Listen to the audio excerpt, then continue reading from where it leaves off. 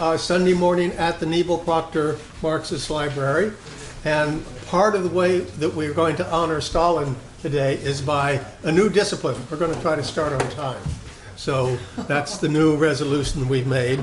As you know, the Institute was formed about 15 years ago as the library's research and educational arm, and we've done a number of things, but in the past 10 years, our primary tasks, or primary thing that we do is put on these Sunday morning forums.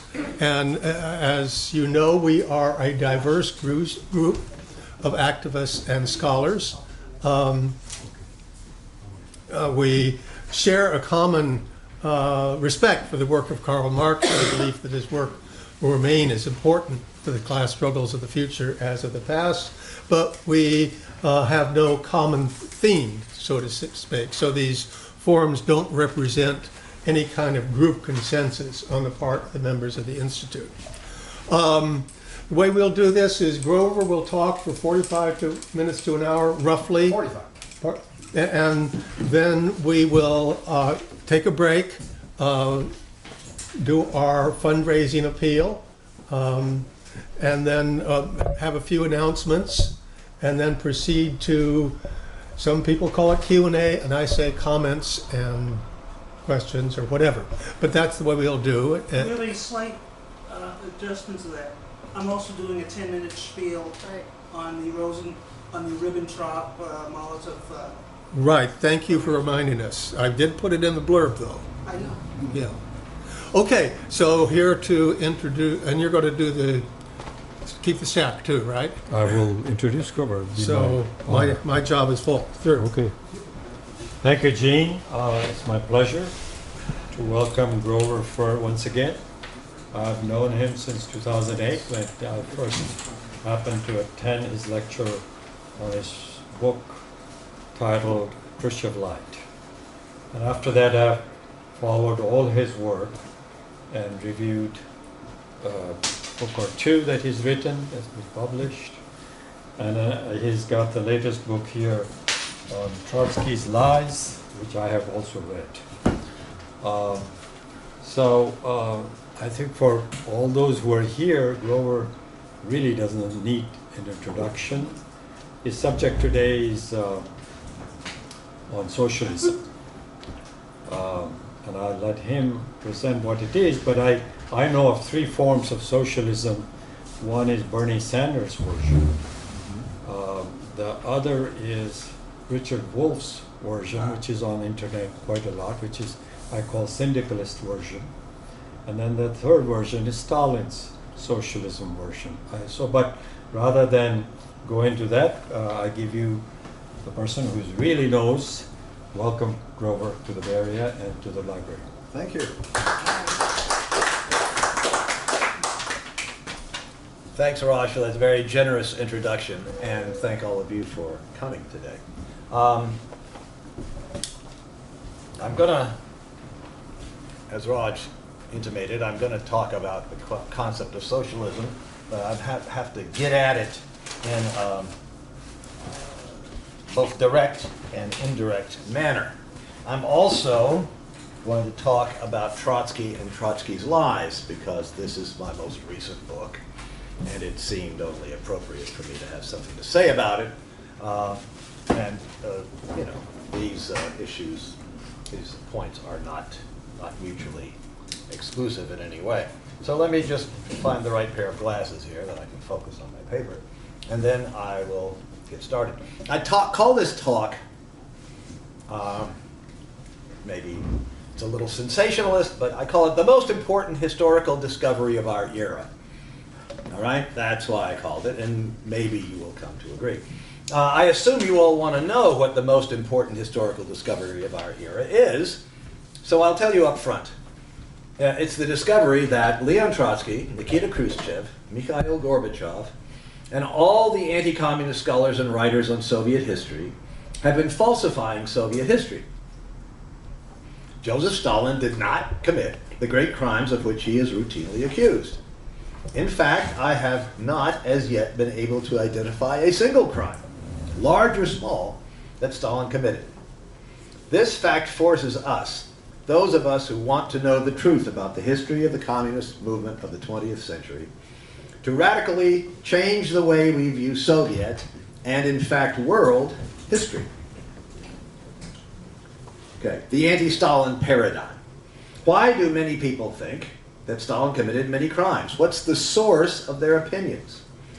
The Soviet history establishment is a way of not knowing Soviet history. They are the legitimated authorities to whom teachers in schools and professors in universities, the news media, and the popular and semi-popular press turn for facts, so-called facts, about the so-called crimes of Stalin, about Stalinism and the horrors of communism. I call this the anti-Stalin paradigm. This paradigm is hegemonic. No dissent from it is tolerated in mainstream, legitimated Soviet historiography. It is also considered impermissible to disprove a charge of a crime of which Stalin has been accused, regardless of the evidence. We can see this taboo at work when, on rare occasions, lies about the Stalin period are disclosed as such. As a result of all of this, lies about Stalin pass unquestioned as truth.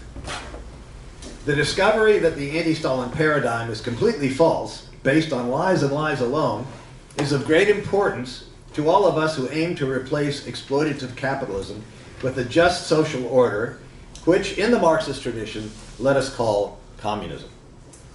Until Nikita Khrushchev's infamous secret speech to the 20th Party Congress on February 25th, 1956, or certainly since the publication of the English translation of Khrushchev's speech in the New York Times on June 5th, 1956, until that time, the Soviet Union was regarded by millions, if not by billions, of people all around the world as a country where socialism had been firmly established under the wise leadership of Joseph Stalin.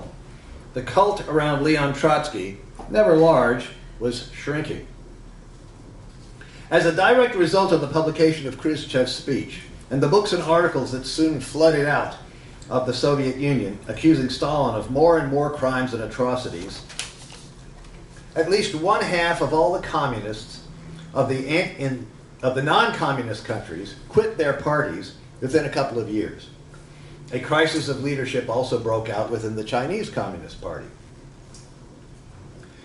The Trotskyist movement took on new life worldwide, since Khrushchev and the publications he sponsored dovetailed with many of the accusations Trotsky had leveled against Stalin in the 1930s. Trotsky began to appear like a prophet, as the title of Isaac Deutscher's terribly dishonest 3-volume biography called him. To illustrate the fact that the contemporary popularity of Trotskyism stems directly from Khrushchev, I will cite to you here a number of quotations from the book by David North, In Defense of Leon Trotsky. Marrying Books, Oak Park, Illinois, 2010. A lifelong Trotskyist, David North is chairman of the editorial board of the World Socialist website, WSWS.org, an influential, militantly Trotskyist news site. Quote from North's book. Stalin died in March 1953. In February 1956, at the 20th Congress of the CPSU, Khrushchev delivered his so-called secret speech. He all but denounced Stalin as a political criminal, responsible for the imprisonment, torture, and murder of countless thousands of old Bolsheviks and loyal communists during the purges of the 30s. The impact of Khrushchev's speech was politically devastating. The unstated but inescapable conclusion that flowed from the exposure of Stalin's crimes was that the Moscow trials of 1936 through 1938 were a frame-up, and that the old Bolshevik defendants had been murdered. The thought that Trotsky was right haunted countless leaders and members of the Communist Party of the Soviet Union and associated Stalinist parties throughout the world. And if Trotsky was right about the trials, what else had he been right about? The discrediting of Stalin was, to a great extent, a vindication of Trotsky. That's from North's book. Here's another passage from North's book. Every criticism of Stalin raised the question, was Trotsky right? And a final quotation from North's book. In February 56, Khrushchev's secret speech of the 20th Congress of the Soviet Union's Communist Party more or less admitted that Stalin was a mass murderer and vindicated the indictment issued 20 years earlier by the dictator's implacable opponent. In the years that followed, the political stature of Leon Trotsky rapidly grew throughout the world. End quote. Some years ago, I spoke here at the New Nebel Proctor Marxist Library about my book, Khrushchev Lied. In that book, I established, from primary source evidence, that every single allegation of crime or misdeed by Stalin or Lavrentiy Beria, who was also a target of Khrushchev's infamous secret speech, every single allegation is provably, demonstrably false, except one minor accusation, which I could neither prove or disprove. For more than 60 years, Trotskyism has been parasitical upon the anti-Stalin lies of Western, explicitly anti-communist historians and propagandists. They, in turn, rely heavily on Khrushchev-era and Gorbachev-era writers who lied about Stalin and Soviet history during his time. In my books and articles, I have demonstrated that the anti-Stalin paradigm is completely false. Not a single crime of Stalin can be supported by evidence. Instead, all the allegations of crimes or misdeeds by Stalin and the Soviet leadership of his day are lies. We can now prove this with reference to primary source evidence from the former Soviet archives. In the book that I present to you today, Trotsky's Lies, I examine a half dozen provable lies that Trotsky wrote in his works in the 1920s and 30s. The evidence to expose these lies of Trotsky's has existed since at least 1980, much of it long before that. Most of it does not rely on material from former Soviet archives at all. Here are a few examples of the lies by Trotsky that I uncover through research. 1. According to Trotsky, Lenin said of Stalin, quote, "This cook will prepare only peppery dishes," end quote. By collecting and comparing all the passages where Trotsky repeats this claim, I show that Trotsky changed the place and year Lenin supposedly made it, and the audience that supposedly heard him say it. Then I prove that in reality, Lenin was fighting hard to make Stalin the general secretary of the party at exactly the time Trotsky claimed he was warning against making Stalin the general secretary. 2. Trotsky's contention that Stalin and the NKVD, right, that's the political police, were behind the assassination of Sergei Kirov in Leningrad on December 1st, 1934. Trotsky claimed that Zinoviev and Kamenev could not possibly have had any connection with Kirov's assassination. Trotsky also misquoted and fabricated passages from the Soviet press and parallel accounts in the French Communist Party newspaper Humanité. 3. In February 1935, Trotsky falsely claimed that the Soviet police charged Zinoviev and Kamenev with plotting armed insurrection against the Soviet state. In reality, neither Soviet government statements nor the Soviet press made this charge at all. 4. In January 1935, Trotsky and his son, Leon Sedov, ridiculed the Soviet government for accusing Zinoviev and Kamenev of conspiring to restore capitalism. In reality, neither the Soviet sources Trotsky cited nor any other Soviet sources mentioned such a charge. 5. Trotsky claimed that these charges, which he falsely stated had been made against Zinoviev, Kamenev, and their followers, were really aimed at him, Trotsky. Trotsky stated that he would, quote, expose Stalin's amalgams in advance. Just parenthetically, amalgam is the word that Trotsky decided to use to represent falsehoods mixed in perhaps with some truth by Stalin. Okay? It's a strange word, but that's what he uses. So Trotsky said he would expose Stalin's amalgams in advance. I discovered that he made this statement because he himself and his followers were in fact engaging in exactly the same conspiratorial and criminal acts that he claimed that Stalin and the Soviets were falsely accusing Zinoviev, Kamenev, and other oppositionists of. All these statements by Trotsky, made in his journal, Bulletin of the Opposition, and in articles published in the capitalist press around the world, could have been easily disproven at the time, or at any time since then, simply by comparing what Trotsky claimed the Soviet or French Communist Party press stated with what they actually did print. Anyone who did this, who checked up to see whether what Trotsky wrote about what the Soviet press said, would immediately have seen that Trotsky was lying.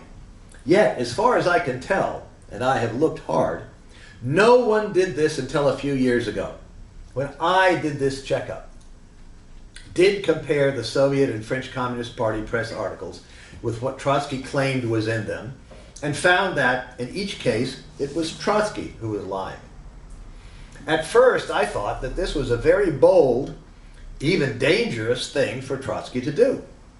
After all, these lies of his could have been easily disproven. Therefore, wasn't Trotsky taking a big risk? But I have come to realize that Trotsky may, in fact, have been not so much bold as canny. For Trotsky did indeed get away with these lies for 80 years, until just a few years ago when I discovered them. And now you can read about them in my book. So it turns out that Trotsky was right. No one would bother to check his statements to see whether he had been telling the truth.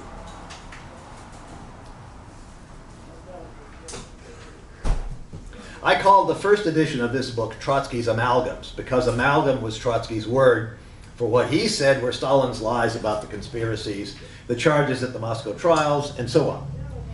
What I discovered, and what you can read about in my book, is that it was not Stalin, but Trotsky who is creating amalgams, or false stories, that is, lies. I have published 2 other books on Trotsky's lies. The Fraud of the Dewey Commission, 2018, that's here, and Leon Trotsky's Collaboration with Germany and Japan, 2017. I don't have any copies of that here. Early next year, 2020, I expect to publish yet another book, tentatively titled Trotsky and Terror. More books about Trotsky's lies and conspiracies are planned for years after that. In all these books, I use primary source evidence to prove that Trotsky deliberately lied in order to try to come to political power in the Soviet Union and to cover up the conspiracies in which he engaged with his clandestine followers within the Soviet Union and with anti-communist capitalist governments of Germany, Japan, the United Kingdom, and France. Trotskyists profess great confidence in Trotsky's writings and political analyses. Trotskyist parties, groups, publishing houses, and researchers have made almost all of Trotsky's writings available. During the past 20 years, there have been at least a dozen full-scale biographies of Trotsky. Yet none of these Trotskyist scholars, groups, or biographers have studied Trotsky's writings to check whether Trotsky's fact claims are truthful or not. Not Trotskyists alone, but also anti-communist, pro-capitalist researchers simply ignore the evidence of Trotsky's lies.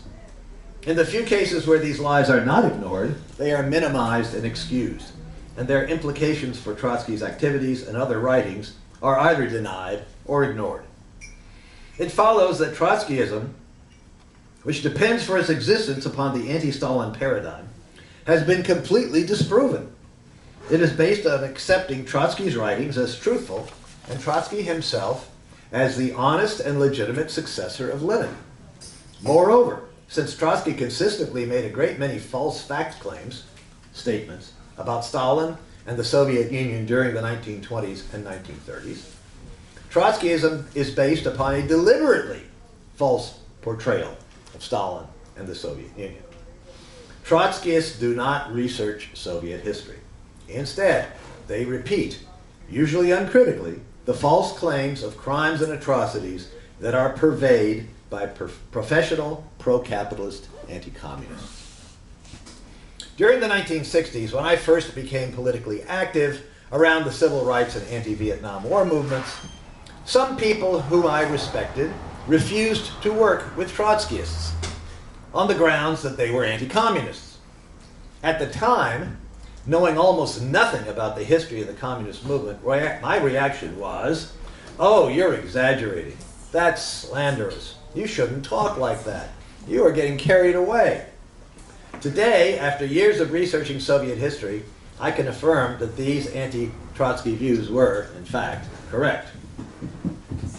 Today we can prove that Trotskyism consists in nothing but A, Trotsky's lies, and B, vicious anti-communist lies copied from overtly pro-capitalist, pro-imperialist, anti-communist sources. Now a little bit more about this anti-Stalin paradigm. Under Khrushchev's successors Brezhnev, Andropov, and Chernenko, lies about Stalin were sharply curtailed, though they were never denied, much less refuted. Therefore, they were in fact accepted, since the Soviets had all the evidence we have today, and much, much more. During these years, anti-communist researchers used the books and articles sponsored by Khrushchev in his day as the basis of thousands more books and articles attacking Stalin and the Soviet Union of Stalin's day. It was during this time that the equation Stalin equals Hitler and communism equals Nazism began to be vigorously promoted. In 1987 to 1988, Mikhail Gorbachev, the last General Secretary of the Communist Party of the Soviet Union, initiated a campaign of lies and slander against Stalin and the Soviet leadership of Stalin's day that went beyond even the vicious campaign of Khrushchev's day. These lies about Soviet socialism provided much of the ideological justification for more and more market-based so-called reforms in the Soviet Union, which greased the skids, prepared the way for the overt return to exploitative capitalism that we see today. There's little doubt, in my mind anyway, that Gorbachev and his men did believe at least some of these lies about Stalin and the Stalin era.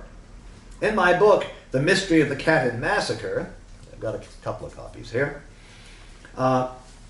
In my book, The Mystery of the Katyn Massacre, I briefly note that there was an aborted attempt during Khrushchev's day to forge documents to blame the Katyn Massacre on Stalin.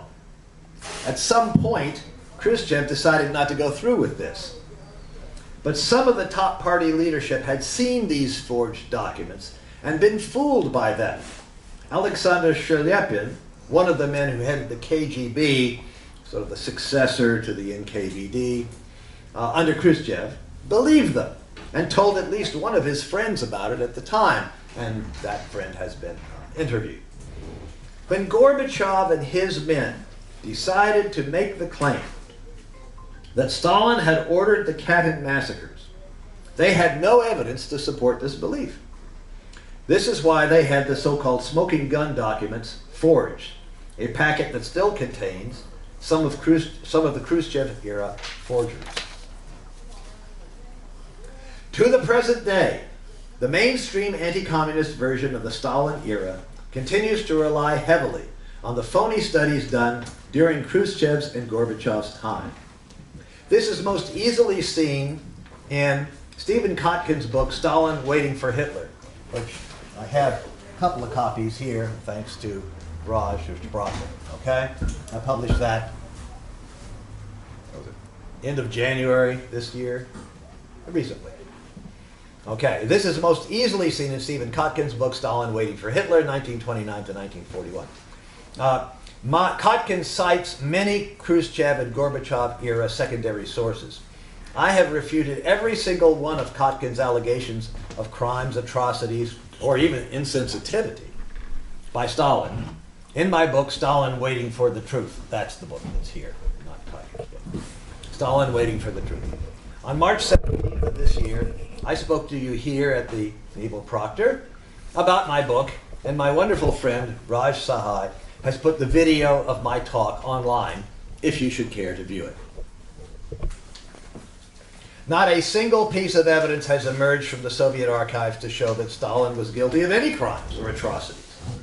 The anti-communist Soviet and then Russian archivists and scholars have been looking hard for such evidence for more than 30 years now. This is where my critique of Kotkin's book is relevant. Kotkin has spent his entire academic life, ever since graduate school, specializing in Soviet history of the Stalin period, and especially the 1930s. And yet, he has not been able to discover even one crime or atrocity that Stalin committed. Not one. That means that the anti-Stalin paradigm, around which the mainstream bourgeois history of the 20th century is built, is entirely false. The significance of this fact cannot be overstated. All right, this is the most important historical event, discovery of our era, right? The significance of this fact cannot be overstated, and not because the anti-communist researchers have convinced themselves and other anti-communists that Stalin and the Soviet Union of his day was bad, bad, bad. Of course they are going to believe that. It is in their material and ideological interest to believe that only capitalism is good. No.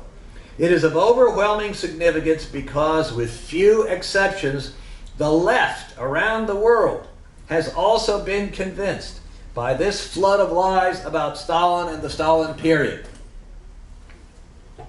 Now, I'm going to talk a little bit about the question of evidence. So, how do we know that the Trotsky, Khrushchev, Cold War, Gorbachev, post-Soviet, and contemporary claims of crimes and atrocities by Stalin are false? Evidence. With the partial opening and the even more partial, but still substantial, publication of documents from formerly secret Soviet archives, we now have the primary source evidence, A, to examine, critique, and refute the lies about Stalin and the Stalin era, and B, to start the vital task, the long march, so to speak, of uncovering the truth of what